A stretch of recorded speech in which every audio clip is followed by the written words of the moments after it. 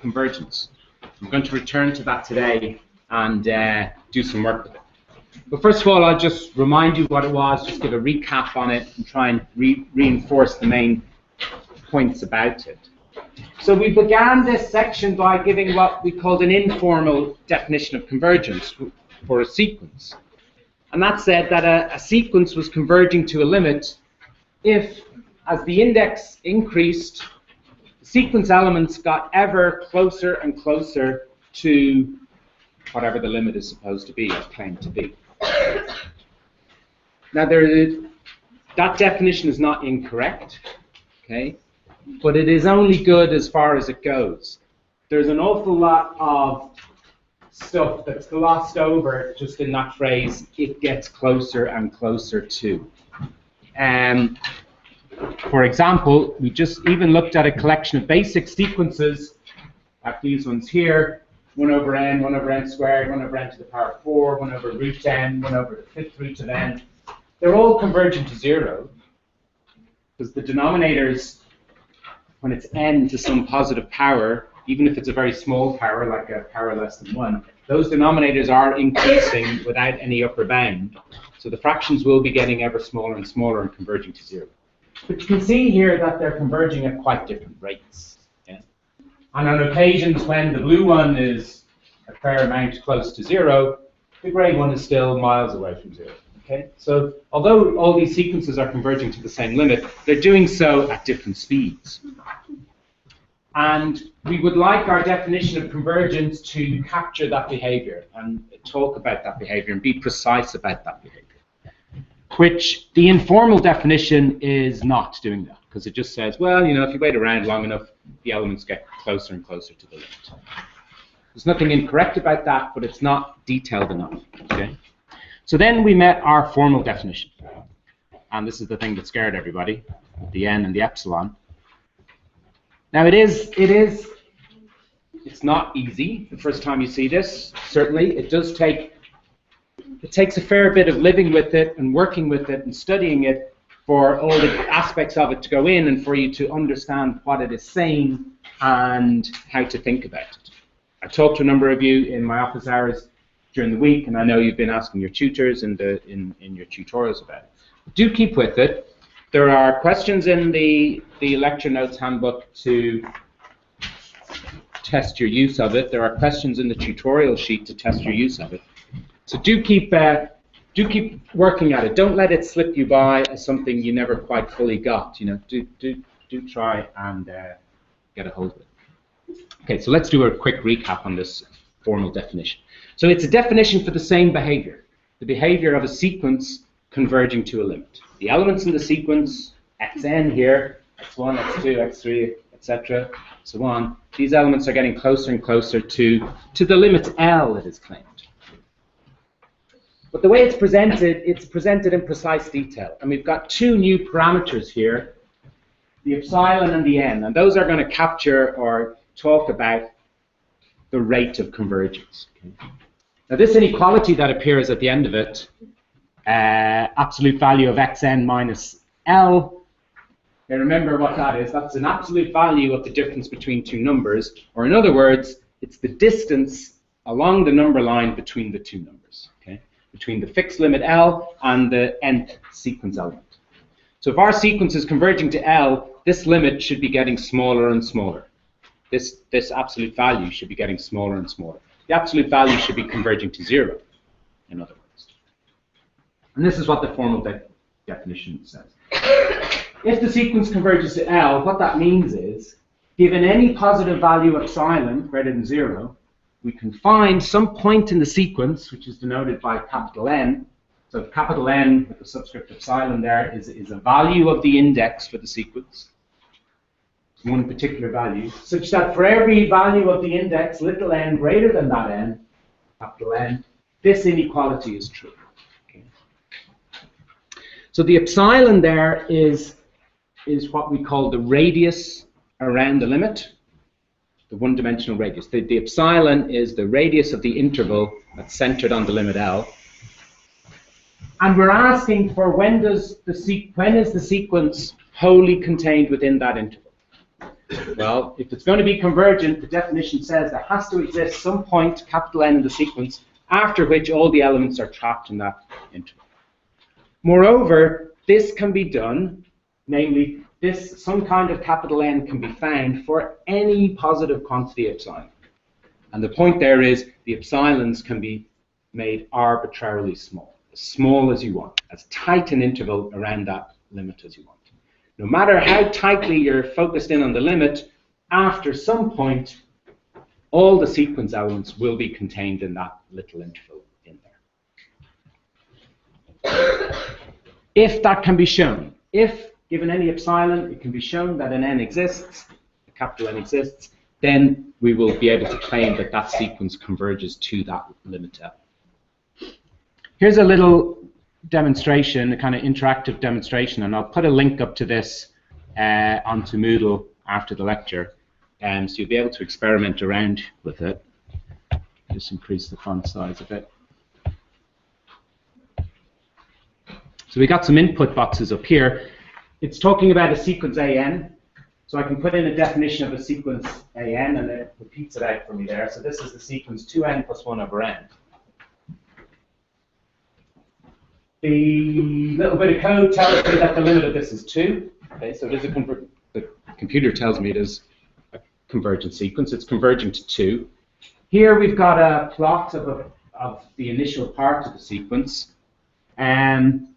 Okay, it's not coming out too clearly on the thing, but can you just about see that there's a grey band? Clearer on my screen here, but the contrast is lost in the projector a bit. Everybody see there's a light grey band around the limit value there? No?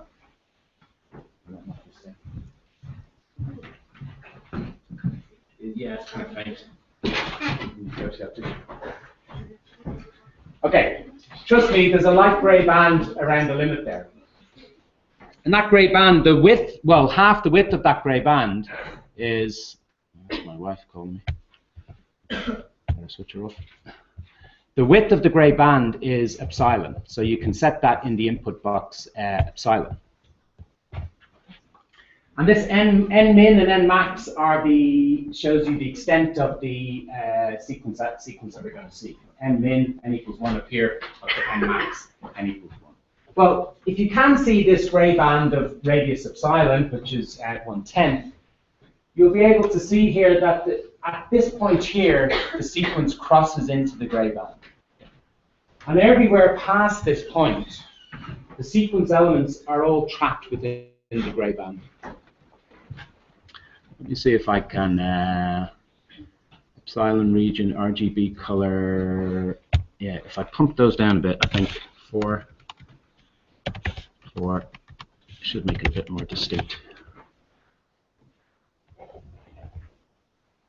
Yeah, okay, so you can see the grey band now.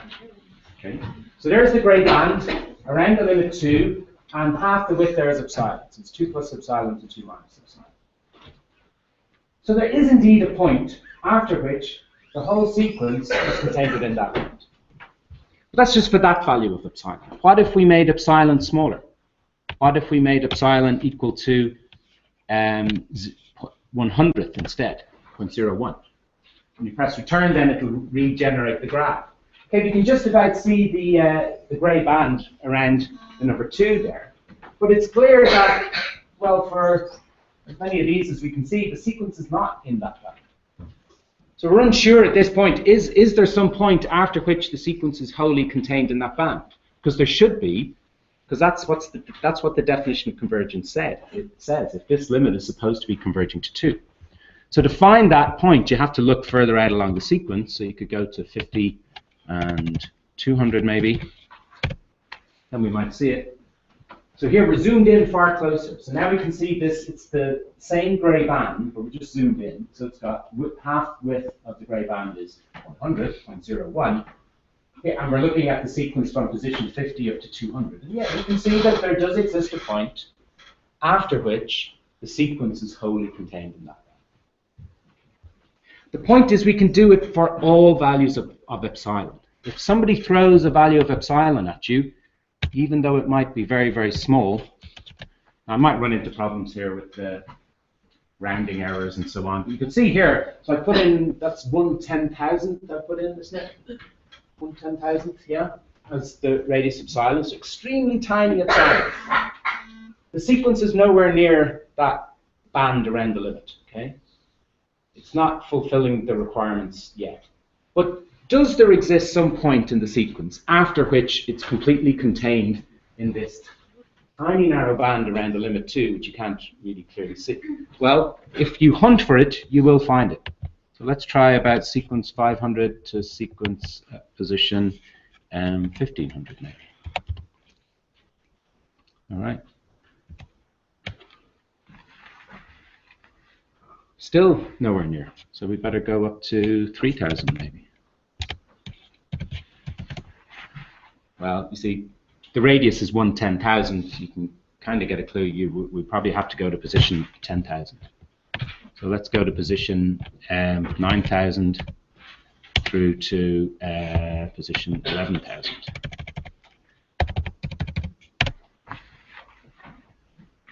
So we've had to go quite far out along the sequence. So we're miles from the beginning, n equals 1. But yeah, you can see there is some point here, it's at position 1,000, I guess, where the sequence does transition into this grey band. See, this grey band is even tiny, you know, you can't even represent the numbers there cleanly on the vertical axis.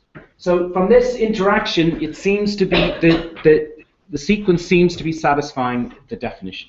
Whatever value of epsilon you throw at it, you can find a position in the sequence after which the sequence completely lives within that band.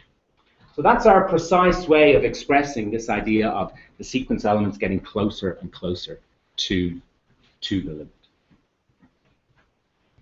Any questions, further questions or queries just about the way the definition is phrased? We will be living with this for for a lecture or two, and we'll be seeing similar things to this later on throughout the course. Really. So it's a concept that we'll want to get to know very well. I'll just fire up MATLAB on browser there because I want to show you. So some people were asking about how to produce these sequence plots, and I'll put a link to this interaction demo on Moodle, so you can have a look at that afterwards. But one of the questions in the tutorial sheet, up here, when you were like investigating those sequences for increasing, decreasing behavior, it suggested that you use computer plots of sections of the sequence to investigate it. So I just wanted to show you how you might do that with MATLAB. Of course, you can do it with any kind of software. You can even do it with Excel. Or any kind of mathematical software, but I'll show you how to do it fairly easily in MATLAB. Now this uses some things like a for loop, and it uses some things like appending elements to the end of an array, which you mightn't have covered necessarily yet in the Introduction to Programming Skills unit, but you will soon enough. So I'll just give you a first glance to it here, and I'll put a link to this MATLAB script up on Moodle as well. So be able to, well, it's fairly simple. You should be able to reproduce it just from your notes maybe, but I'll put a link to this up afterwards as well. So this is, I think this is one of the sequences that's mentioned on the problem sheet. So here we're looking at a recurrence relation. You can adapt this code to deal with a sequence which isn't a recurrence relation, a sequence just defined by a simple formula. But this recurrence relation, so it's the sequence Si. The first element S1 is set to be 2. And thereafter, it's defined by a recurrence relation. The recurrence relation is that Si plus 1, the next element in the sequence, is defined in terms of Si. So this is Si divided by 1 plus Si. Okay.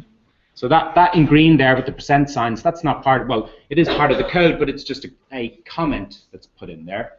So when the computer is executing the code, it just ignores any lines that begin with a percent sign. Those comments are there just purely for the human readers, the benefit of the code for understanding what goes on.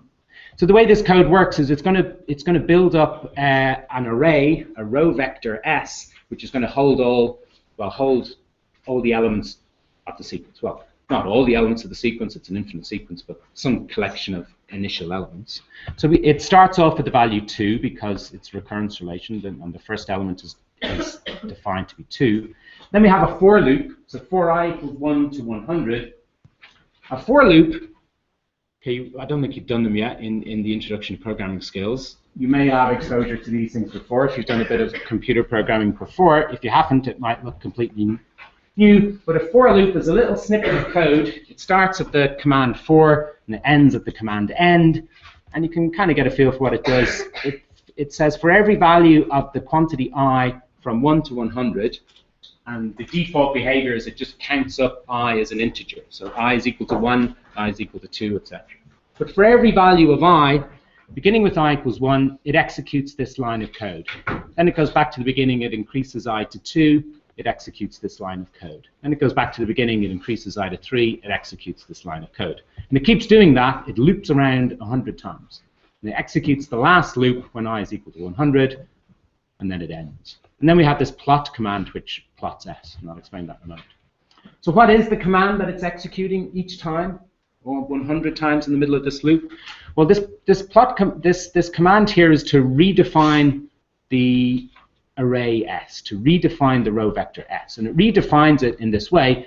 It says S is equal to, and it puts square brackets, so it's going to be another array or row vector. And the first entry is S. So that means we're redefining S to be the value that it was, and we're going to stick on one extra element at the end. Okay, so each time we're sticking on the next element in the sequence. You see here, what we're sticking on is S brackets I. So S brackets I refers to the element in the array S at the ith position. And we're dividing it by 1 plus Si. So we're reproducing this defining formula for the recurrence relation there. Okay, so each time you go through that loop, it takes whatever S was, and it sticks on an extra element at the end, and the extra element at the end is the correct one defined by the recurrence relation. It's the previous element divided by 1 plus the previous element. So when the computer passes out the end of this for loop, when it's done it 100 times, S now has 100 elements, or maybe 101 elements in it. And they're the elements of the sequence. So we just want to visualize them. And this plot command, now you'll be learning more about plot commands in the introduction to programming skills unit. But this plot command plots out the array S, and this little thing here, that's a single period enclosed in single quotation marks. That argument to the plot command tells it just to plot one dot for each element. The default behavior is to plot a line joining the elements. But I think that the line is slightly confusing. I just want to see a dot for each element of the sequence. Okay, so it's a quick intro to some things you'll be learning about in detail in the Introduction to Programming Skills unit. So when you execute that by clicking the green run arrow, it executes the code, it builds up the array S, going through that loop 100 times, then it issues the plot command, and that throws up a plot to the sequence like this. Okay? So you can easily adapt that code by changing the definition of the next sequence element here and so on to adapt it to allow you to visualize other sequences. Okay. Okay. Any questions or any final or at this point any more queries about that formal definition? Okay. Okay. So one thing we did, and we did an example of this last time, is we can use that formal definition of convergence to prove the convergence of particular series, particular sequences. And the one we looked at, the example last time in the lecture notes, we looked at the sequence 1 over n. In the tutorial question, I've asked you to look at 1 over n squared there, question 5. I'll be putting up the solutions of everything up to question 6 after this lecture. So you'll be able to make use of those solutions as well. But the other thing the formal definition can give us is, as well as tackling certain particular sequences and establishing their convergent behavior, it also allows us to establish results about the concept of convergence itself. And this is really where we get into the realm of what mathematics is. Okay, having identified this behavior of convergence as being important, having looked at it in a number of examples, but we now want to, make some big, grand steps and prove things about convergence itself. So not dealing with specific example sequences given by specific formulae, but kind of at once talking about convergent sequences in general. Okay, so that's what we're going to do. We're going to do now. So in this section here, properties of convergence, we've got a number of results about convergence. And we'll be able to prove all of them except this one, the monotone convergence theory. That one's a bit more advanced, it's a bit more subtle, it's got more to do with, really, it's the difference between the rational numbers and the real numbers. So it's quite a subtle point there. But we'll be discussing that in due course. Let's look at the first result. The first result is interesting. It's saying something which maybe seems obvious. It does meet with our intuitions, and that's that if a sequence is convergent, it can only be convergent to one limit. If your elements in the sequence are getting closer and closer to some final value, they can't be doing that. They can't be getting closer and closer to two different things. So the way this is phrased here, it says if a sequence converges, then its limit is unique. I.e., that is, if xn converges to L and xn converges to M. So this seems to be a sequence converging to two limits, an L and an M. But the conclusion is, well, it must be the case that, in fact, L is equal to M. You can't have two separate, distinct limits for a sequence. And this is a good result to try and prove, first of all, because it's not kind of a surprising result. It does agree with our intuitions. So we can talk through the proof of this now on the board. Let's capture that. This is Theorem 1.1.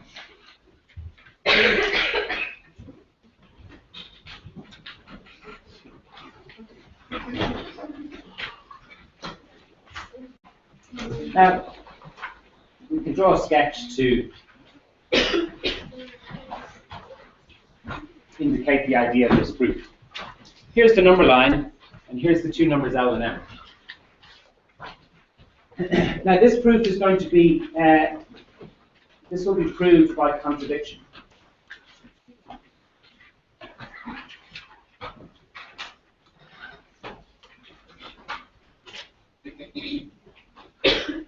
And proof by contradiction is a method of proof that's used a lot in mathematics. And the way it works is the fact that the thing that we're trying to prove, the way we go about it is we assume temporarily that the thing we're trying to prove is false.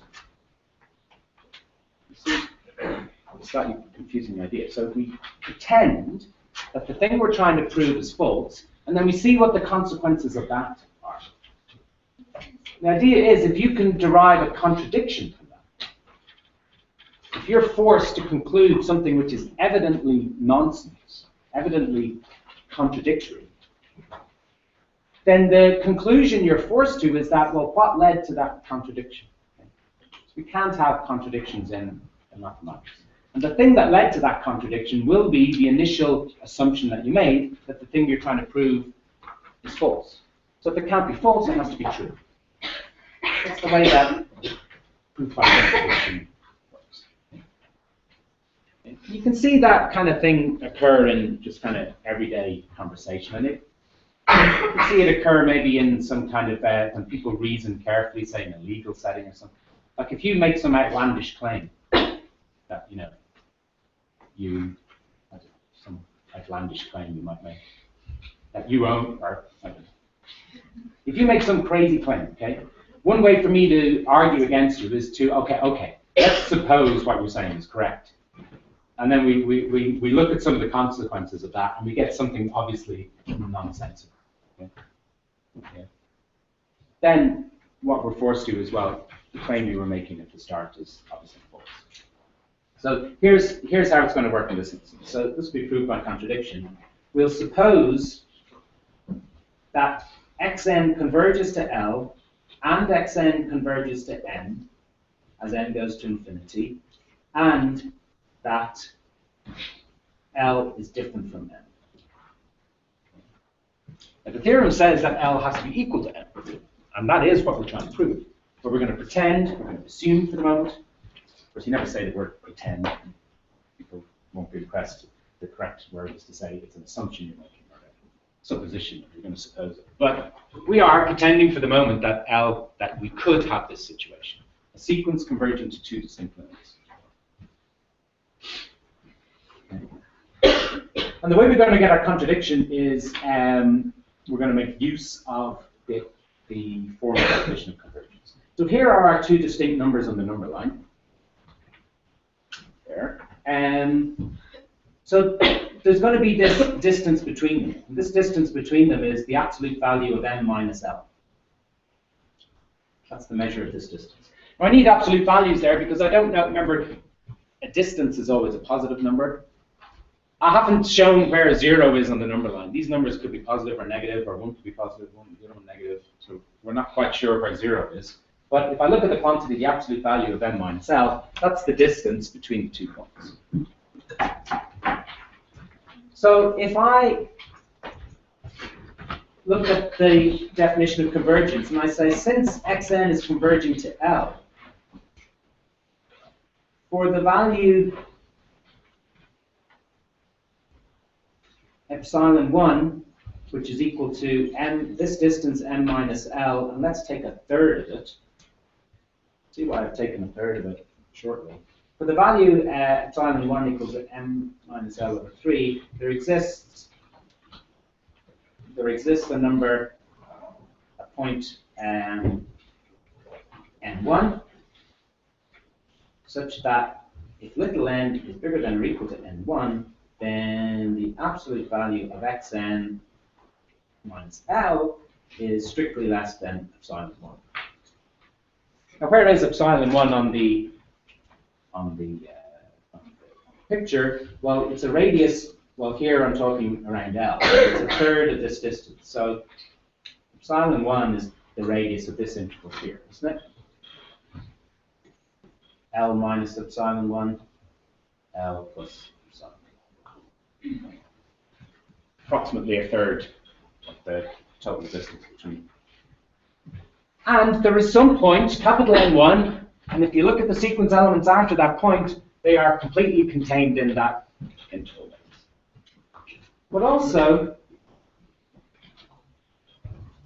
since xn converges to m, for this value, actually I don't actually need the 1 on epsilon, so that's slightly confusing. I'm just using, I need an n1 and an n2, but I don't need an epsilon. For this value epsilon, there exists, see, now I'm looking at the definition of convergence for convergent to n. There exists a point n2, see, I'm just writing out the same sentence, but this time looking at the other limit, such that when n is bigger than n2, the absolute value of xn minus m is also less than epsilon. And of course, this second statement is talking about this interval here. M minus epsilon, M plus epsilon.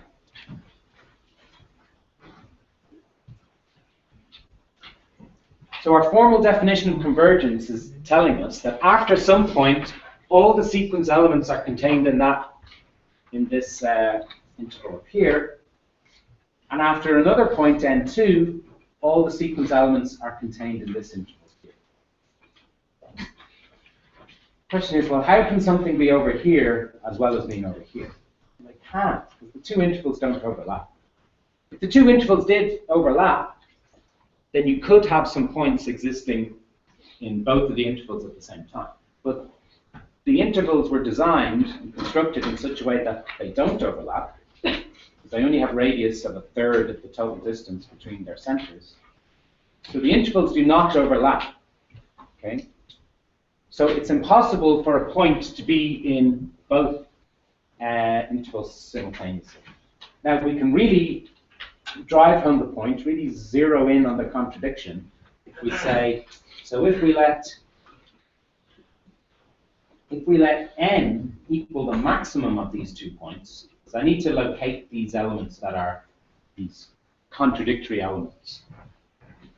So if I let n be the larger of n1 and n2, see I don't know precisely the values. If I let n be the bigger of the two, then if n is greater than or equal to n, xn seems to be living in this interval here, which I can write as L minus epsilon to L plus epsilon, and xn seems to be living in this interval here, n minus epsilon to n plus epsilon. That's the notation for open intervals on the number line. Yeah? Everybody familiar with that? Bracket. Talking about 2 points in the number line, x and y. The notation for all the points in between is xy. This consists of the open interval between these two numbers, x and y. This is the contradiction, okay? Here are some elements of the sequence, xn, and they're all the ones after this point, capital N, and we seem to have arrived at the point where we're saying, well, these xn's are kind of brilliant because they're over here and they're also over here. But that's impossible, because these two intervals do not overlap. You can't have something that's over here and also over there. It's just a contradiction. It cannot be. Okay, this is a clear contradiction. This is a contradiction, as the intervals were designed to not overlap.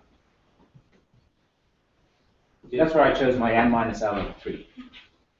There's nothing special about 3. I could have chosen a quarter, a fifth, some radius so that the two intervals do not overlap. I could have chosen a half, because we're talking about open intervals. If I chose a half here, then the two intervals would just kind of kiss the center, but there wouldn't be any overlap, because they're open intervals, so they don't include the endpoints. Okay? But I just wanted to make it definite, so I chose a third. So we can clearly see in the diagram that they don't overlap.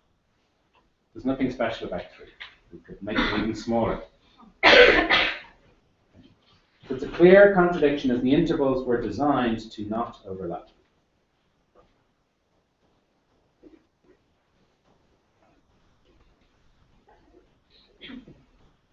So the way proofs by contradiction work is, we've arrived at a contradiction. So one of two things must be: either mathematics has got contradictions in it, which leads to utter chaos, right? If we have statements which are simultaneously true and false, the whole kind of universe dissolves into chaos.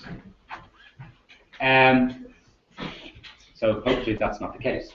And it's not the case here, because we made a mistake in our argument. Yeah? Where was the mistake in our argument? Well, everything in the middle was clearly argued and carefully put together.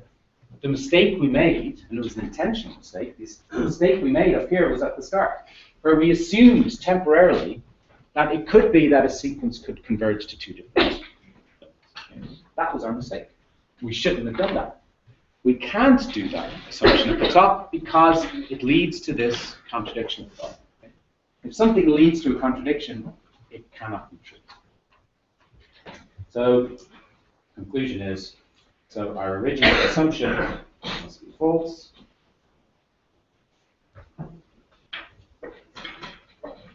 So it's impossible for a sequence to converge to two distinct levels. In other words, the theorem is true. Our original assumption must be false, and so the theorem is true. So there's a few things to take from that. The idea of proof by contradiction, which you'll see in lots of places in your mathematical studies, but also the use of the formal definition of convergence. We used it twice, once talking about the convergence of this sequence supposedly to L, and the other time the convergence of it supposedly to n.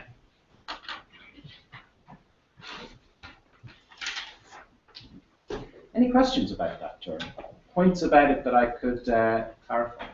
Yes? Can you show me the xn minus L?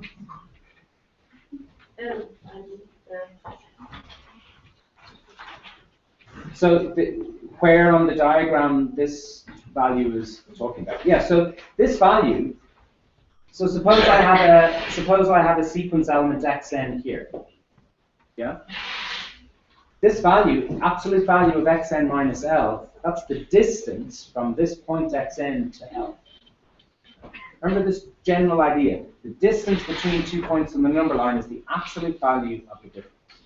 And that gives you the measure of how far apart they are. So saying there exists a point x1, there exists a point n1 such that every value of little n after n1, the xn is over here. So this could be xn1 actually.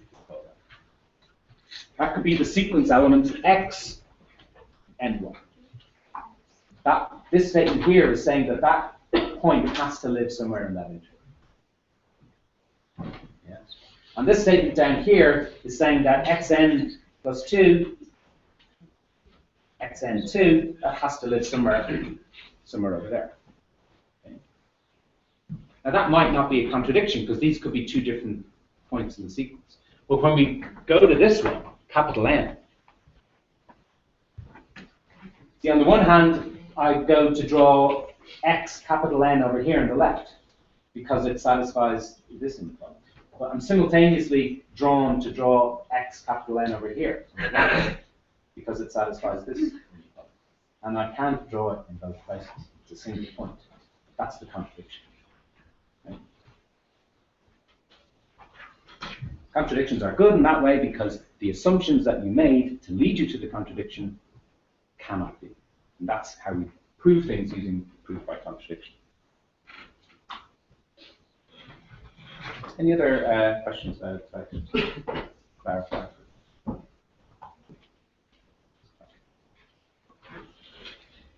Now the biggie results that we're heading to is Theorem 1.4, the algebra of limits theorem. But I think we will postpone that to, I'll be seeing you on Thursday, tomorrow afternoon.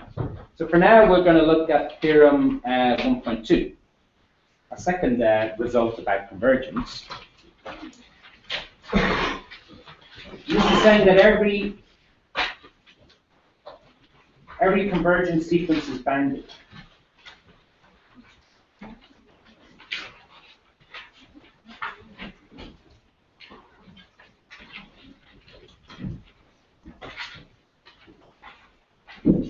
Every convergence sequence is bounded.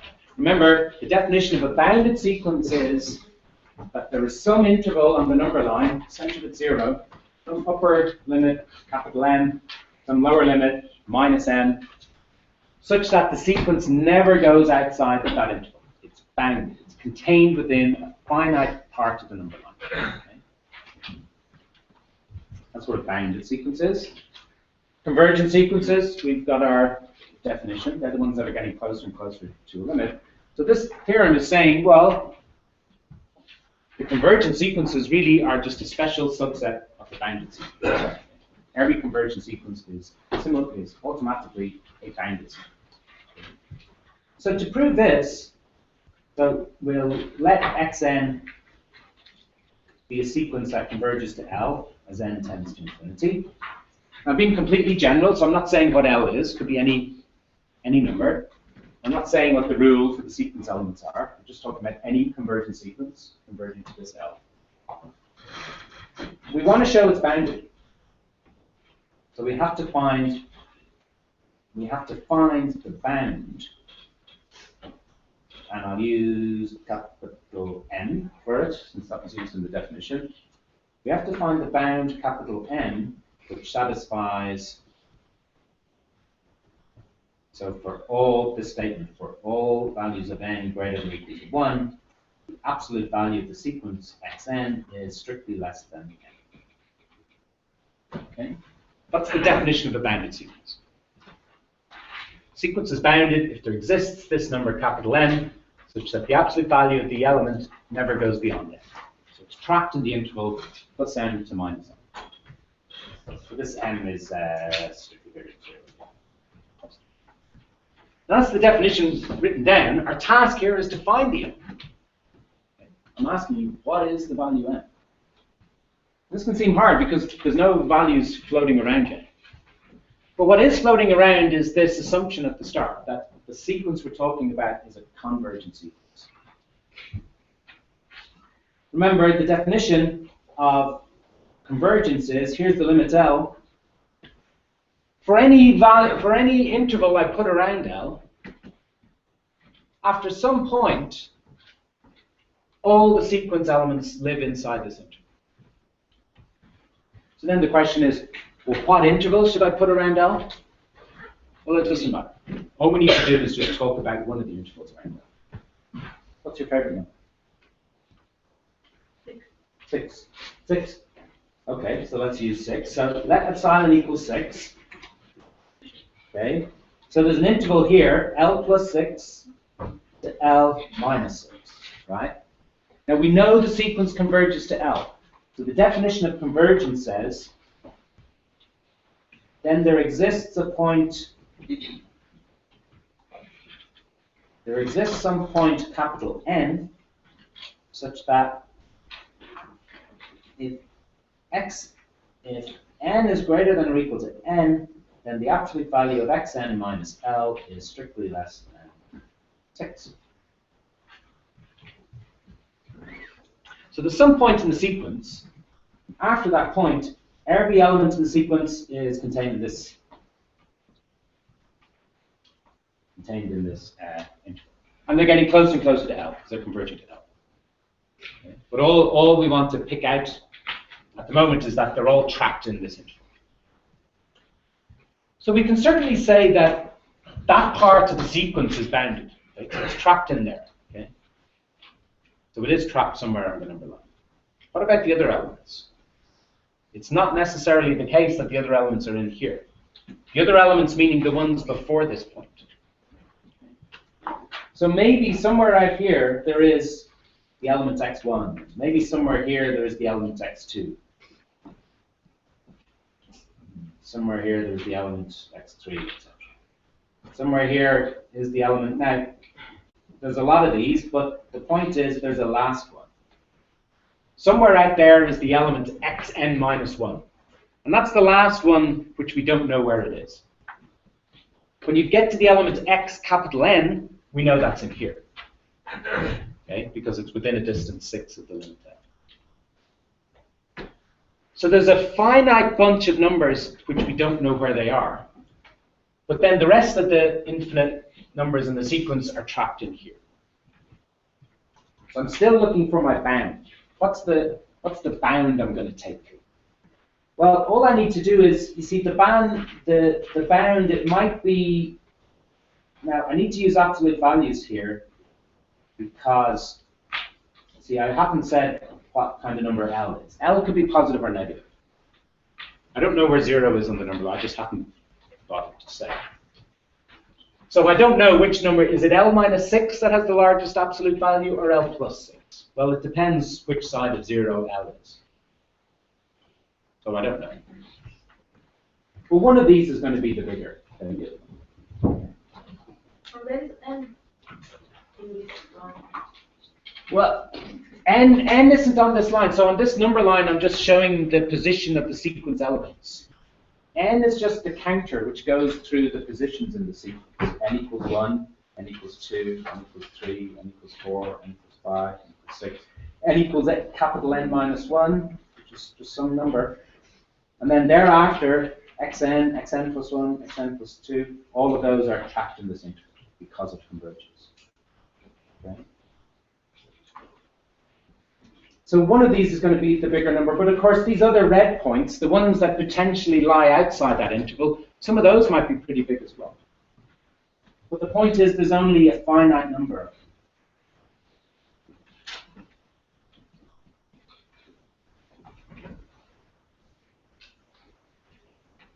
Now which of those numbers is the biggest?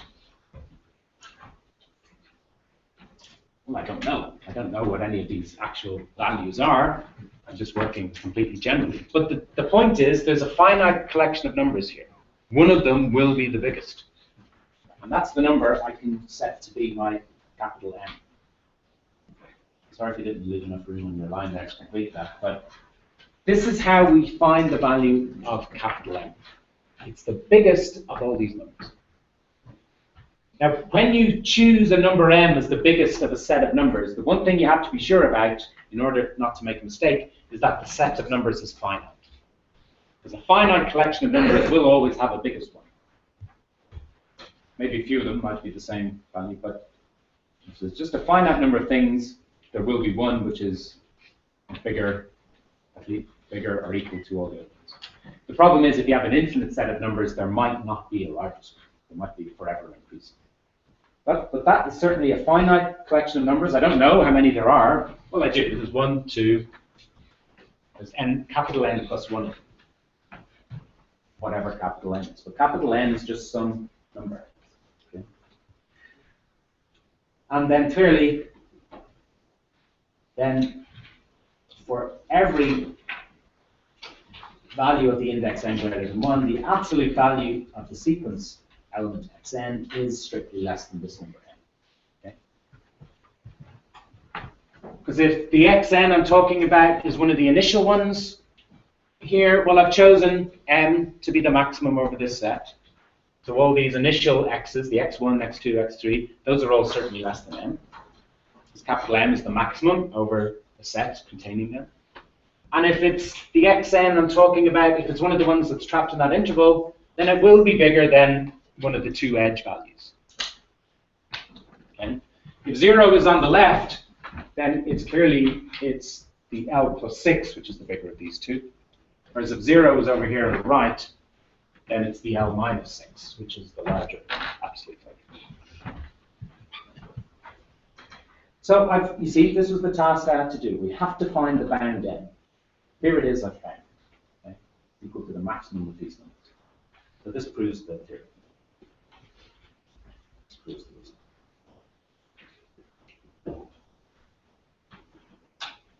Now, both these results, that limits of a convergent sequence have to be unique, and that convergent sequences are bounded, they are contained in some finite region of the number line.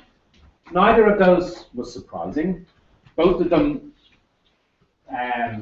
agree with our intuition. But what we are seeing here is good, because it's satisfying that this formal definition of convergence we've come up with can give some nice, rigorous mathematical proofs of those two facts. Now, the more interesting one, well, the slightly more substantial result, perhaps, is this one, the algebra of limits theorem, which we'll be proving on Thursday. And there's 3 parts to this. And this is the really powerful one, and this is one that will give us a kind of calculation tool. And it says if you start off with 2 convergent sequences, an AN and a BN, if you put them together in this kind of way, this is called a linear combination. We've got coefficients alpha and beta, so we perform this mixture. So this element in here is the element of a new sequence that we've made out of the ingredients of these 2 sequences, A and B. This theorem will say that this sequence is also convergent, and its limit is the obvious one. Alpha times the limit of this one plus beta times the limit of this one. So the convergence, as a concept, it combines well with addition and multiplication by coefficients. The other part of the result talks about products and quotients. If you form a new sequence, so you have your 2 simple sequences that you know to be convergent. If you form a new sequence by multiplying their terms together, the new sequence is A1B1, A2B2, A3B3, multiply together each time. This new sequence you have is also convergent. That's what we'll be able to prove. And again, it has the obvious limit. And what limit could that sequence have? Only just the product of the original 2 limits. Okay? So this is going to be a very powerful result for us, because it will allow us to tackle complicated sequences like this one what is the limit of this one? Well, you can see that this one is manufactured out of simpler elements. Just glance down to the kind of thing it ends up with. By reorganizing the sequence definition, you can see that really it's made up out of constant values, 2 to the minus 3, and these simpler sequences, 1 over n, 2 over n squared. We've already proved that those are convergent. We'll be able to use their results, be able to substitute in their limits to work out the limit of this more complicated sequence. But this kind of reasoning, talking about the limit of a compound, complicated sequence in terms of the limits of its bits, ingredients in it, that reasoning is justified by the algebra of limits. So that's what we'll be tackling on. So do look out for you can watch back in the recording of this lecture. There'll be scans of my proofs of my lecture notes and the comments to the YouTube video, and on Moodle, and also in the comments to the YouTube video, there'll be links to that interactive computer demo we did showing the workings of the convergence definition. Okay, I'll stop there. Yeah, so but after Thursday's lecture, that will open up the next set of exercises. I think question 7 on the tutorial sheet. Okay, I'll finish there. Saeed should be along in a moment.